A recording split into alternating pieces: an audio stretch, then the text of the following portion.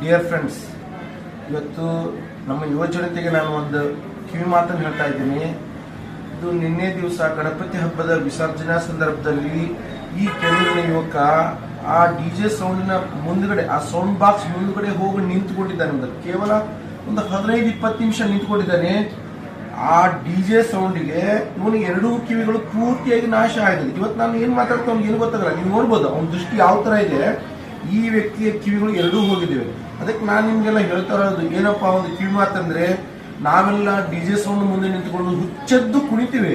ಆ ಧ್ವನಿಯ ಪೊಲ್ಯೂಷನ್ ಅನ್ನ ಲೆಕ್ಕ ಹಾಕುವುದಿಲ್ಲ. ಇದು ಈ ಯುವಕನ ಮೇಲೆ ಆದಂತ ಒಂದು ಪರಿಣಾಮ. ಆದ್ರೆ ಚಿಕ್ಕ ಮಕ್ಕಳ ಮೇಲೆ ಏನಾಗ್ತದೆ ಅಂತ ನಾವು ಯಾರು ವಿಚಾರ ಮಾಡೋದಿಲ್ಲ.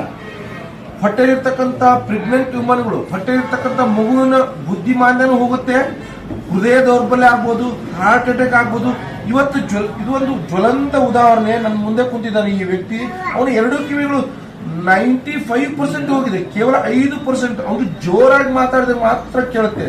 ನಾನು ಇಷ್ಟು ಸಾಮಾನ್ಯವಾಗಿ ಮಾತಾಡ್ತಿದ್ರು ಅವ್ನಿಗೆ ಏನು ಕೇಳೋದಿಲ್ಲ. ಯಾಕಂದ್ರೆ ಅವನ ವ್ಯಕ್ತಿಯ ಒಂದು ಹಾವಭಾವ ನೋಡ್ಬೋದು. ಆ ವ್ಯಕ್ತಿಯ ಪೂರ್ತಿಯಾದಂಥ ಕಿವಿಗಳು ನಾಶವಾಗಿದೆ.